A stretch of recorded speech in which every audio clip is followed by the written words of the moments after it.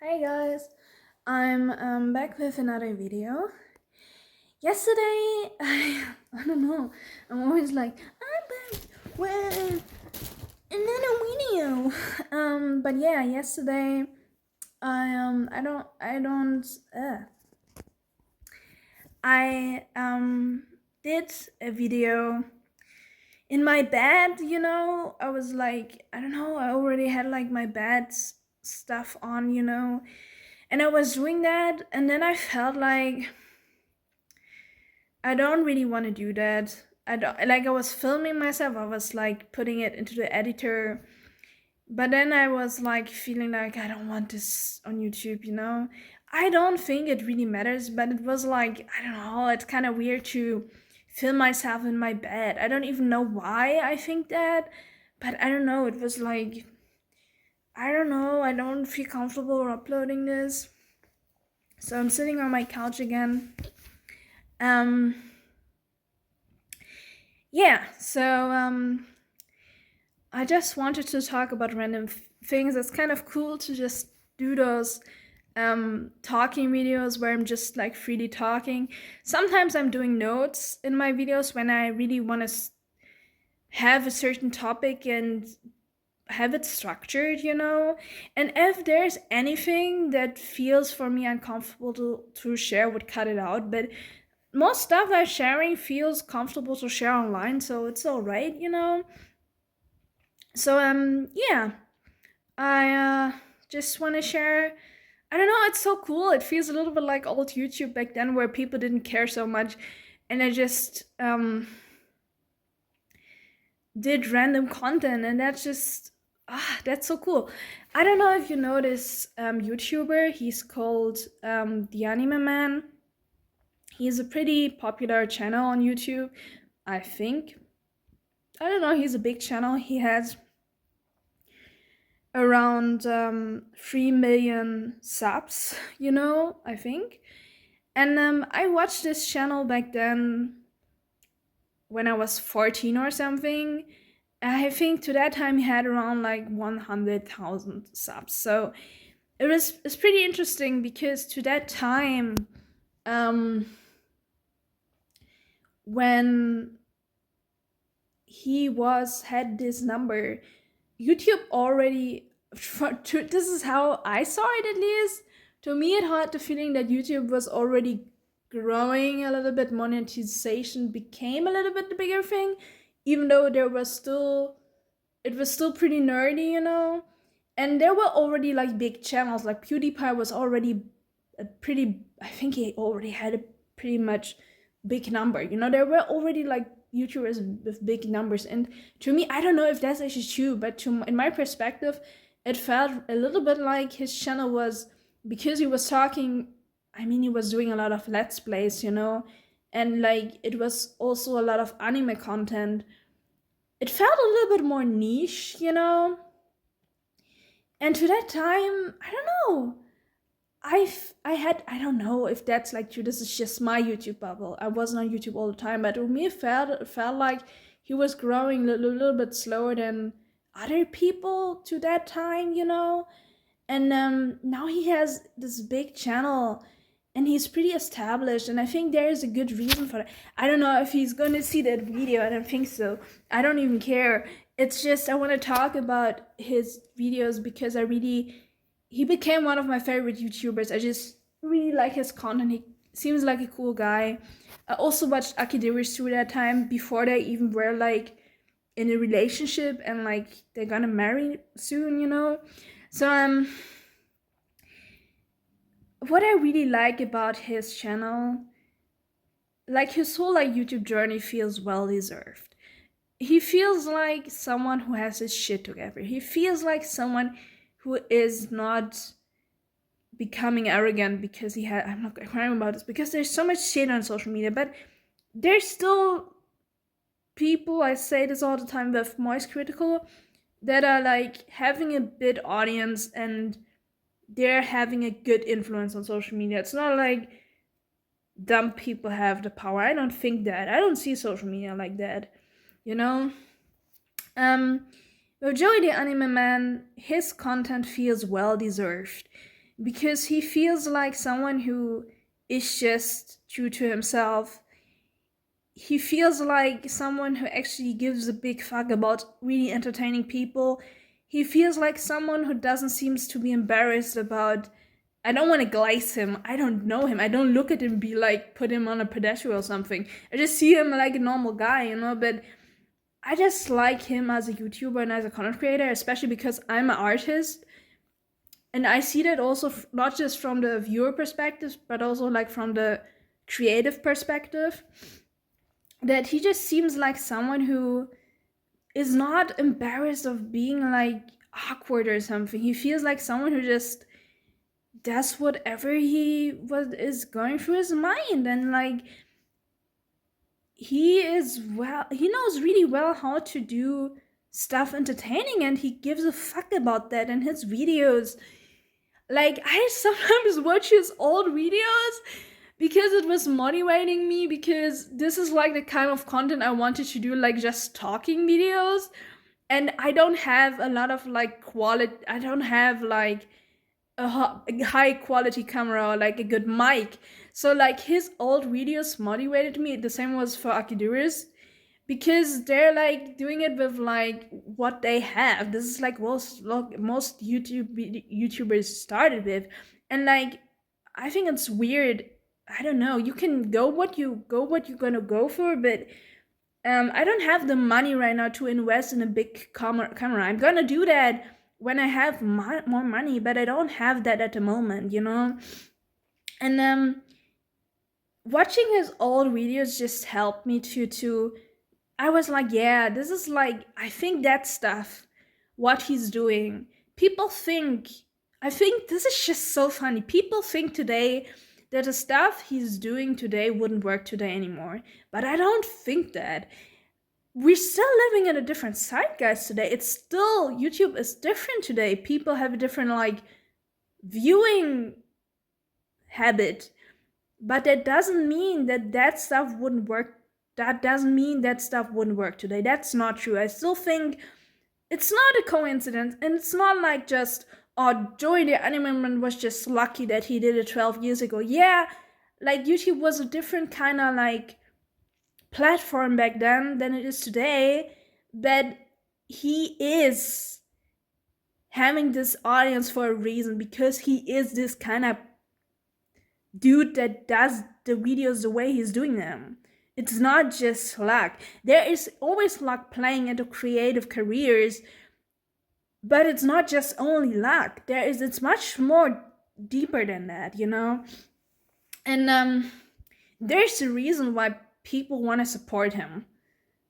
Because he was doing so many videos and he kept doing his let's plays to a time where you couldn't really, I don't think you could.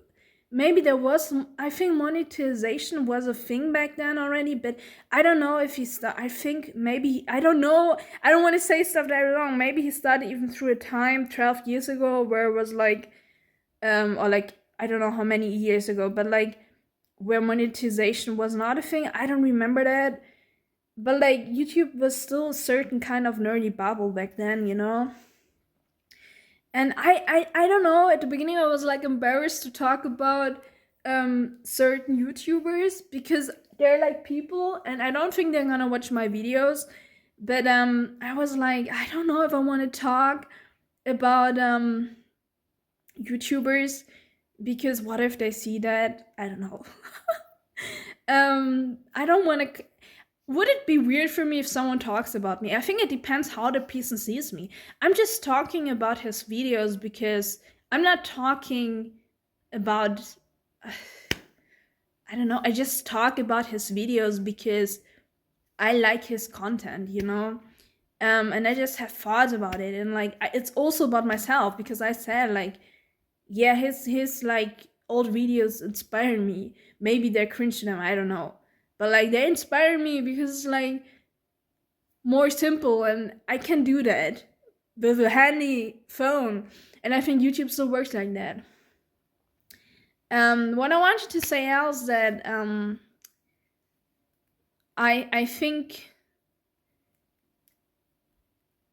there is a big reason why Joey the Anime Man is popular. and has the community and the can reach out, and on that level now he can, And I just recently watched a video about him where it was talking about AI. It was, I think he uploaded this video even yesterday or something, I don't know. And he was talking about how people appreciate his content now on his second channel because he's doing more the like old videos style. Like it feels a little bit like old YouTube. And I noticed that too, that he's doing more YouTube videos like this on his old video channel. And I think that's cool, but I also like his videos that he's doing on his main channel because they have high quality, but they're highly produced, but there's also like the entertainment factor and like the fun just seeing Joey the I don't always want to say Joey the anime man, but like seeing him like, I don't know, interviewing people or something. It's always interesting, and I feel like he is exactly where he's supposed to be, Like his videos are always fun because like he's just a cool guy, and he's also he knows how to do stuff entertaining. I don't know, I just think I just like his channel. And he feels like, I always want to say down on the ground, but I'm German, but I don't know, I just like, he's just space, And I don't know, I saw like him doing those old those old style YouTube videos, and I was like, that's so cool because I'm doing videos like this too. I'm right now the same. I'm doing videos.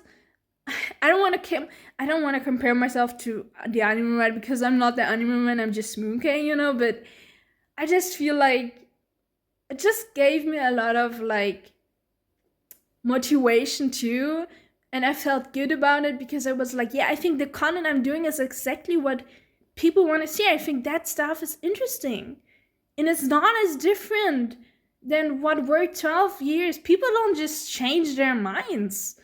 People just, we're not just consumption machines, I think some YouTubers overthink way too much. And I think the reason is because too many people want to make a business out of YouTube, and they just do YouTube to make it their job. And my approach to YouTube is, I want to do YouTube and I don't want to think about it. And I'm totally cool with having a normal job and never gain money through YouTube. I think I probably am able to gain money with YouTube one day, but I'm not pressuring it. Because then I would have to create my content in a specific way to gain money to sustain myself. If I have one day enough money through my job or through YouTube that I can do YouTube videos without worrying, then I would do that, But I don't think about this right now. I just want to keep YouTube be my hobby and make it fun and just don't stress out about it. Because if everybody's stressing out, there's certain content producers, and that makes the platform like a really toxic platform to be on. And I think this is why old YouTube just feels different, because people just were more carefree, And I don't know, I just love his videos because sometimes the stuff he's saying is like stuff I was thinking about recently too, And it's like, it's always really relatable. I don't know, I just like his videos. It's just cool content. And I actually wanted to talk about totally something else, but now I'm just talking about this.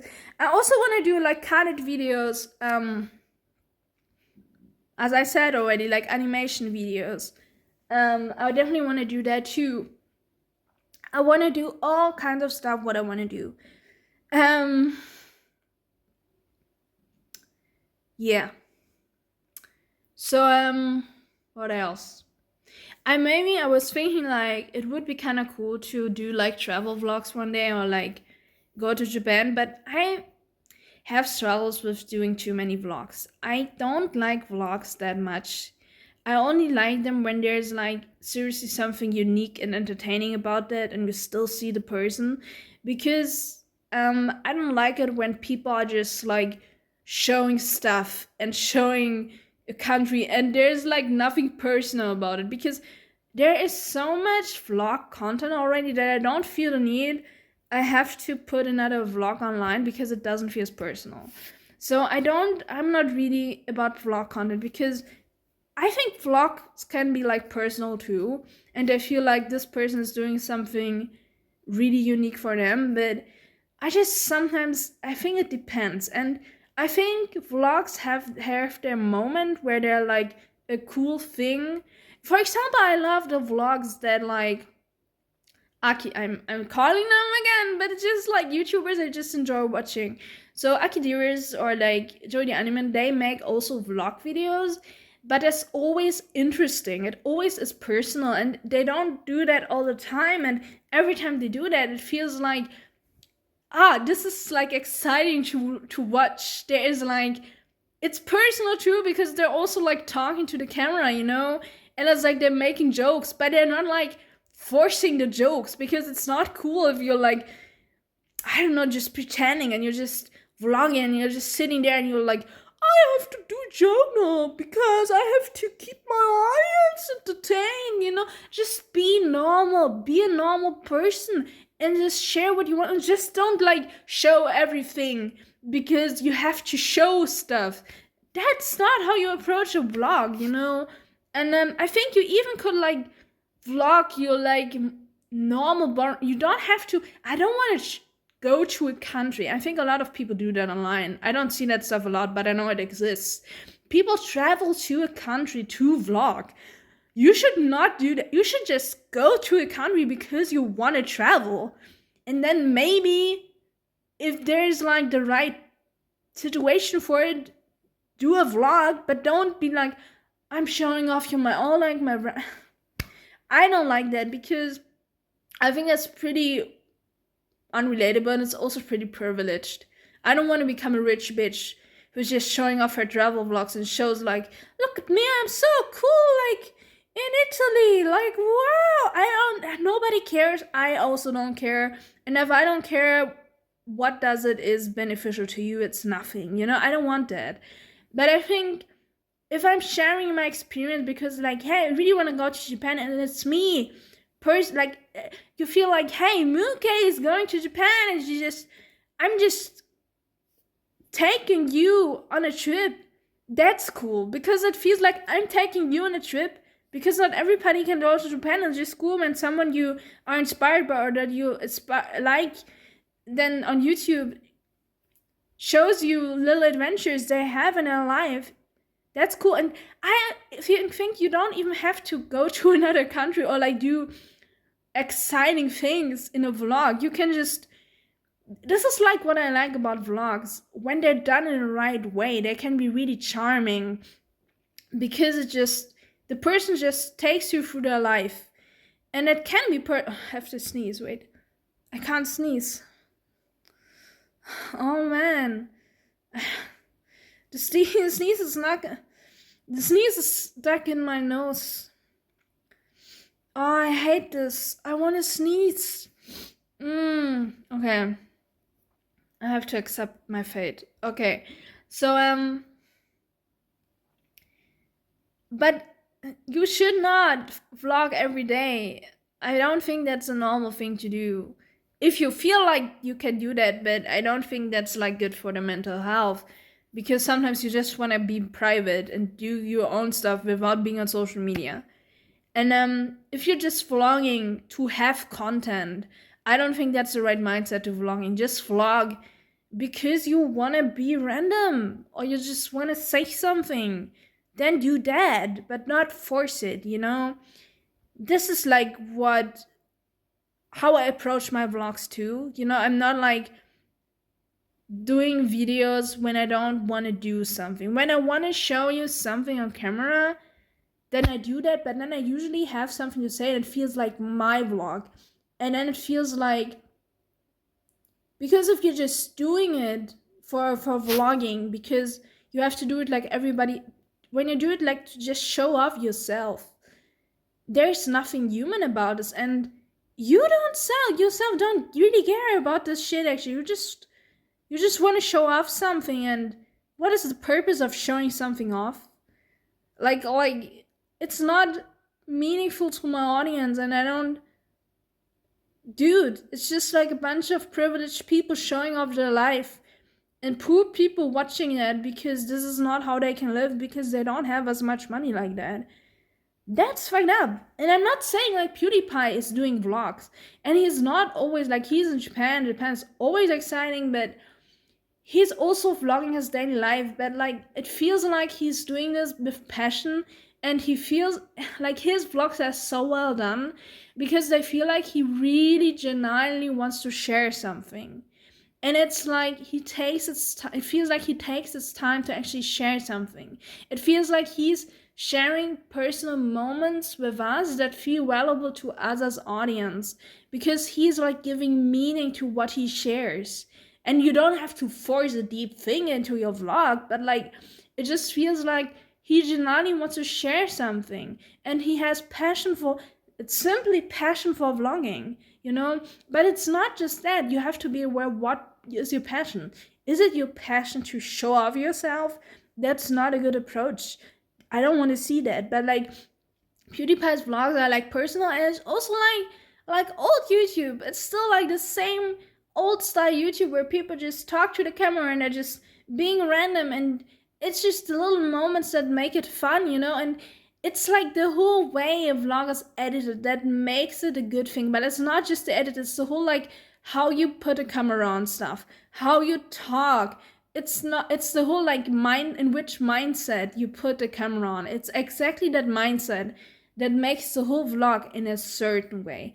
And I personally don't like my second vlog I was doing on my YouTube channel. It's on my YouTube channel, it's alright, but I don't see anything meaningful in that anymore, because I was doing it a little bit for me, like, this is my safe space and this is my comfort zone, and I was doing it mostly for myself. I was not really doing this because I wanted to connect with an audience, and people liked it. People found it like cozy. It was a cozy vlog, but I don't really like it that much, because to me, I was just doing it for myself. I was not egoistic. I just didn't was on the state of mind to do like content that was like something to you, because you can't just connect as a YouTuber to random people that you don't know. But the more you do YouTube, the more you can get used. When you're a good person, the more you get aware, like, oh, people are watching me, I have an audience, what value can I give to this audience? What you also shouldn't do, you shouldn't be like, I'm just giving value to the audience and I don't give a fuck about it. This is like, I saw one video of a YouTuber, she's like talking about all like YouTuber stuff, like it's her channel is basically about like business. And she was saying in her channel, the way you should approach business on YouTube is like, and how to make big numbers. I was just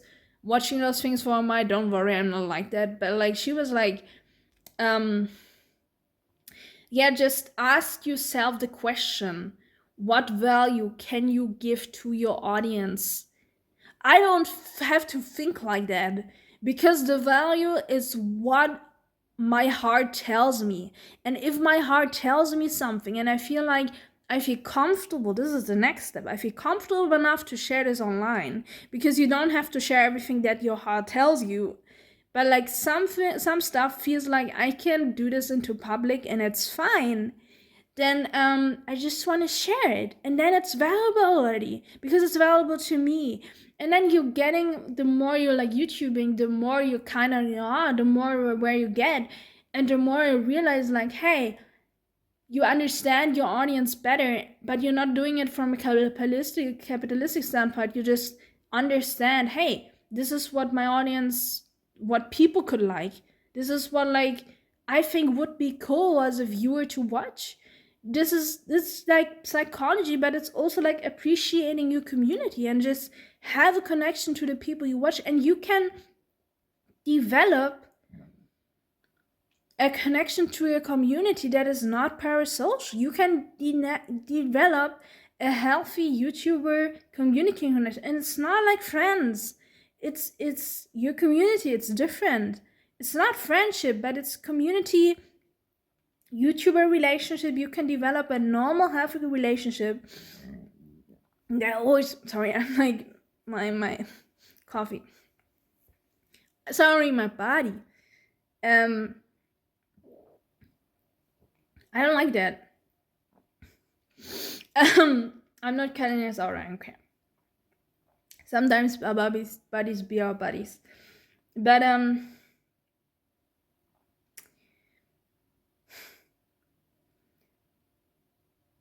a comment still can mean something meaningful to me. It's not the same thing as I'm talking to a friend. It doesn't is. And you will attract maybe some crazy people, but the most people, they can respect you. The way you present yourself in your videos influences also how people see you online and how most people approach your videos. And people are having brains. We're all humans. And they clearly see, hey, this is a person. They're doing videos, but they're not my friends. But I'm enjoying the content. How I look at Joey the Anime Man. I'm not his friend. I don't know him. I'm aware of that. But I appreciate his content. And I appreciate who he seems to be in his videos. And that's fine. And there are a lot of, I just see it like, I meet people in real life, and I just know that there are a lot of people in this world who are like-minded like me, and I just want to talk to like-minded people. And I'm not really seeking for connection, but I just want to share stuff with you, you know? And there is a connection in a way. There is a connection in my YouTube community. It's a small community, but people seem to be interested about my content. And actually, I think my content as my YouTube channel is growing in a healthy way, in a good way, in a actually successful way. I truly think that. I can talk about this more in another video. But yeah, this is everything I wanted to say. Thank you very much for watching, and see you in the next video. Goodbye.